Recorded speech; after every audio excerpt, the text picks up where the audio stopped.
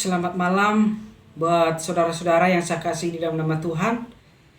Ya, pada malam hari ini saya akan ingin membagikan sebuah firman Tuhan untuk kita untuk direnungkan seperti itu, dan saya mengajak kita saudara-saudara untuk belajar dari surat Filipi, ya surat Paulus kepada jemaat di Filipi di sini di dalam Filipi pasal 2 ayat yang ke-7 sampai ayat yang ke-8. Saya akan membacakannya bagi kita semua. Filipi pasal 2 ayat yang ke-7 sampai yang ke-8. Melainkan telah mengosongkan dirinya sendiri dan mengambil rupa seorang hamba dan menjadi sama dengan manusia. Dan dalam keadaan sebagai manusia, ia telah merendahkan dirinya dan taat sampai mati, bahkan sampai mati di atas kayu salib. Ini adalah hal yang sangat penting bagi kita untuk mengetahui tentang pribadi Yesus Kristus. Pertanyaannya bagi kita adalah apa? Mengapa Yesus harus mati? Mengapa Allah harus datang sebagai manusia ke dalam dunia ini? Ya. Mengapa Yesus Kristus harus mati? Alasannya adalah karena Yesus Kristus mengasihi semua manusia. Yesus Kristus mengasihi semua orang berdosa. Karena keturunan Adam, setelah Adam dan Hawa jatuh dalam dosa, maka semua keturunan Adam dan Hawa adalah orang berdosa. Dan dosa harus dihukumkan.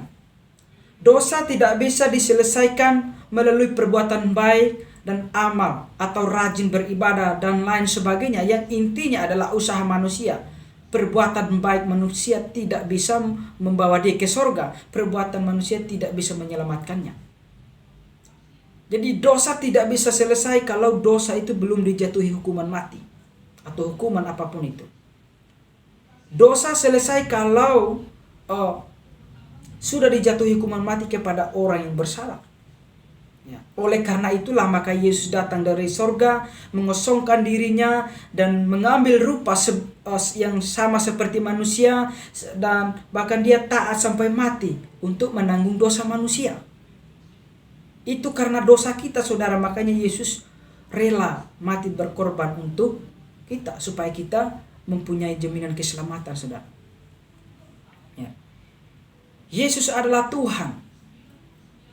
Yesus adalah juga manusia 100%. Karena dia adalah Tuhan yang datang sebagai manusia. Ya. Manusia tidak bisa jadi Tuhan, melainkan Tuhan bisa jadi manusia. Oleh sebab itulah Yesus, dia jadi manusia untuk menanggung dosa manusia. Karena dia adalah Tuhan yang maha kuasa, yang maha bisa, segalanya dia bisa. Itu karena Tuhan mengasihi kita sehingga dia datang untuk menanggung dosa kita, saudara. Barang siapa yang bertobat dan percaya menerima Yesus Kristus sebagai Tuhan dan mengakui Yesus sebagai Tuhan dan Juru Selamat, maka dia akan selamat. Ya. Barang siapa yang tidak percaya, maka dia akan tidak selamat. Karena dia tidak mengakui atau percaya bahwa Yesus adalah Tuhan dan Juru Selamat. Dia menyangkal bahwa Yesus adalah Allah. Dia tidak percaya bahwa Yesus adalah Allah. Maka binasalah orang yang tidak percaya kepada Yesus. Jadi Bapak Ibu saudara-saudara yang saya kasih di dalam nama Tuhan Yesus Kristus, sangat indah kalau kita pelajari bahwa Tuhan sendiri datang sebagai manusia. Dia menyerupai sama seperti manusia, mengenakan tubuh manusia untuk supaya bisa apa? Bisa mati menanggung dosa manusia. Oh saudara yang saya kasih di dalam nama Tuhan, karena setelah Adam jatuh dalam dosa, maka pada waktu itu Allah berkata kepada Adam, engkau akan mati jikalau engkau memakan buah itu. Oleh sebab itulah manusia akan mati. Ya. Oleh sebab itu maka Yesus Kristus menggantikan penghukuman itu bagi semua manusia. Yang seharusnya manusia akan masuk neraka semua. Ya. Karena kasih Allah yang sangat begitu besar, maka Yesus Kristus datang menanggung dosa kita. Oh saudara yang saya kasih di dalam nama Tuhan, banyak orang yang tidak percaya Yesus adalah Tuhan. Ya, banyak orang yang menyangkal bahwa Yesus adalah Allah. Banyak orang yang menyangkal bahwa Yesus seperti kelompok-kelompok lain, mereka tidak percaya bahwa Yesus adalah Tuhan. Tidak masuk akal bagi mereka bahwa Tuhan kok bisa mati seperti itu. Tidak masuk akal. Ya. Tuhan memang tidak mati, saudara. Ya. Tuhan itu tetap hidup. Tuhan itu tetap hidup, saudara. Tapi kemanusiaan Yesus itulah yang pada waktu di atas kayu salib dia mengalami kematian. Tapi lalu kemudian dia setelah 3 hari 3 malam dia bangkit hidup kembali, pergi ke surga. Nah, inilah indahnya bahwa Tuhan bisa jadi manusia dan manusia tidak bisa jadi Allah. Oleh karena itulah Yesus bisa. Oh saudara yang saya kasih di dalam nama Tuhan, ya berbicara mengenai tentang kristologi, tentang pribadi Yesus Kristus sendiri. Ada beberapa orang atau sebagian orang yang berkomentar mengenai penyaliban dan lain sebagainya tentang kematian Yesus Kristus. Seperti ada sebagian yang beranggapan bahwa Yesus atau Isa itu tidak mati, tidak pernah disalibkan, seperti itu. Isa itu tidak pernah mati dan tidak pernah disalibkan. Nah, pertanyaannya jadi, apakah Isa atau Yesus disalibkan dan betul-betul mati? Nah, pertanyaan-pertanyaan seperti ini mereka sering melontarkan argumen-argumen seperti itu bahwa Yesus atau Isa tidak disalibkan dan tidak mati. Pada saat Yesus disalibkan katanya Isa digantikan oleh Yudas atau menyerupai Yesus, bukan betul-betul Yesus yang disalibkan. Nah, katanya Yesus Kristus atau Isa yang mereka samakan itu, pribadi yang dua ini seperti itu mereka samakan. Isa katanya hanya pingsan saja.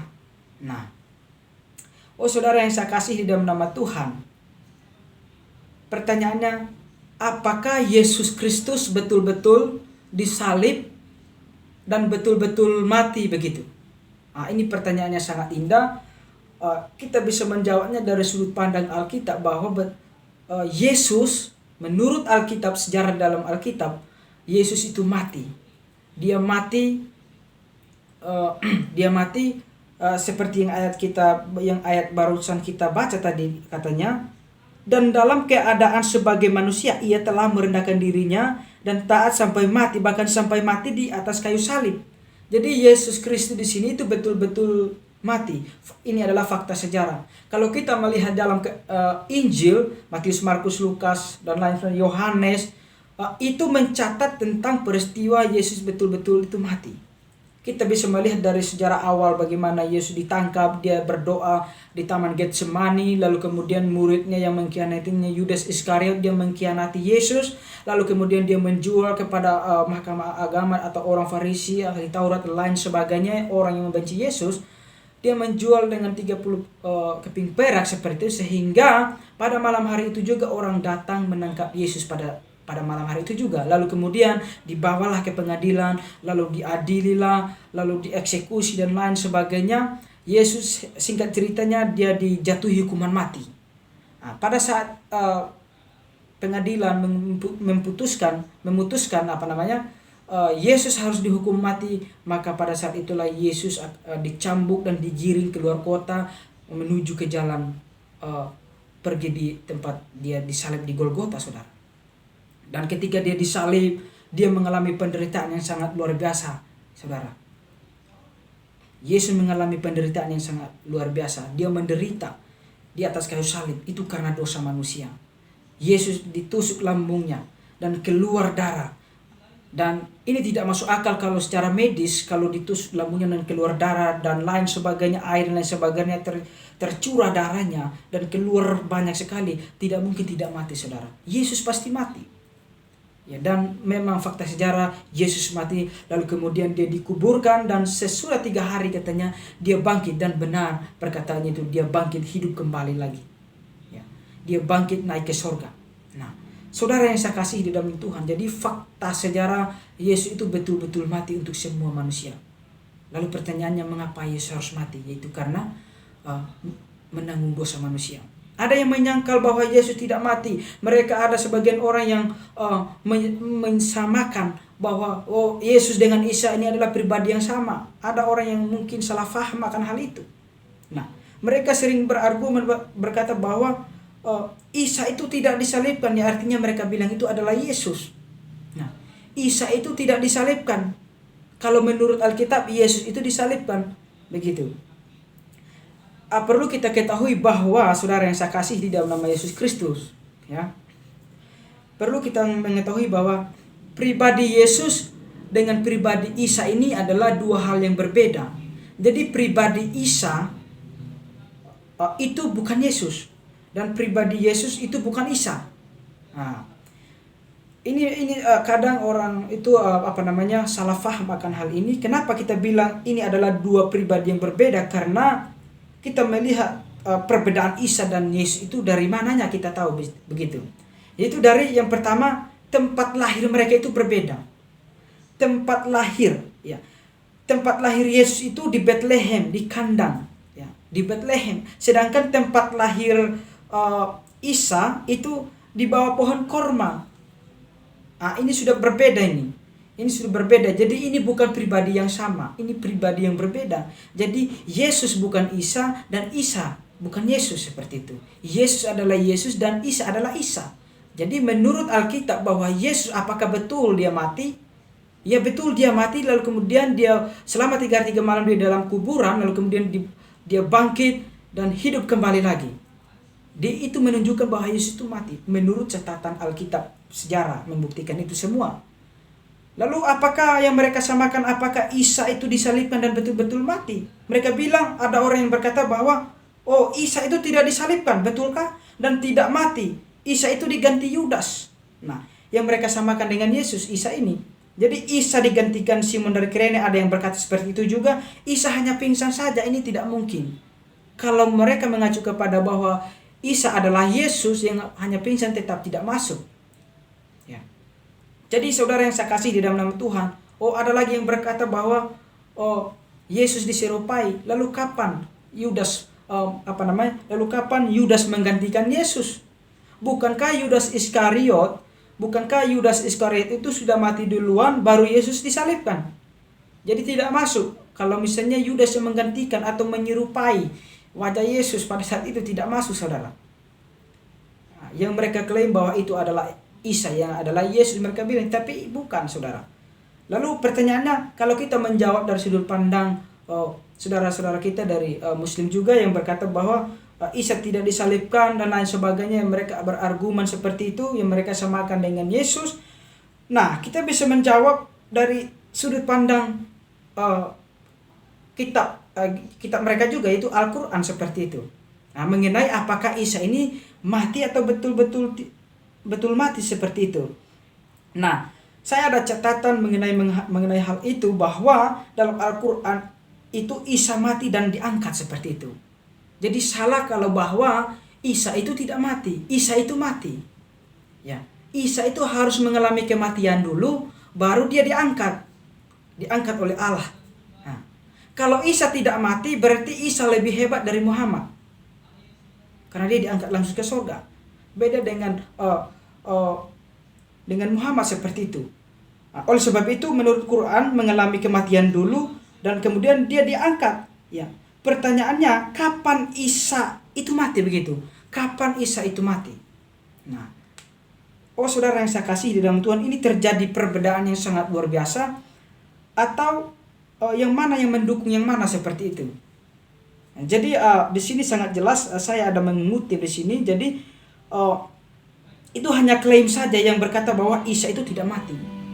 Dan sedangkan di dalam Alkitab, dalam Al-Quran, kalau kita membaca dalam surat An-Nisa 157 sampai 158, dan surat An-Nisa 157 di situ, dan surat 19 Maryam ayat 33, dalam ayat itu ini dikatakan Isa mati dulu, lalu kemudian kenapa langsung diangkat? Nah, kenapa langsung diangkat di situ?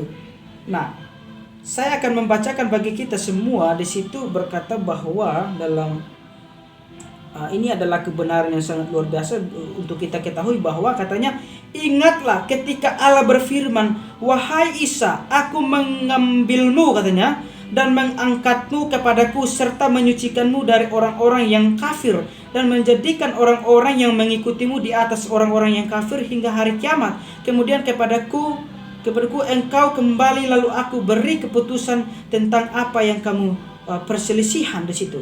Lalu kalau kita membaca lagi lanjut, katanya, tetapi Allah telah mengangkat Isa, katanya.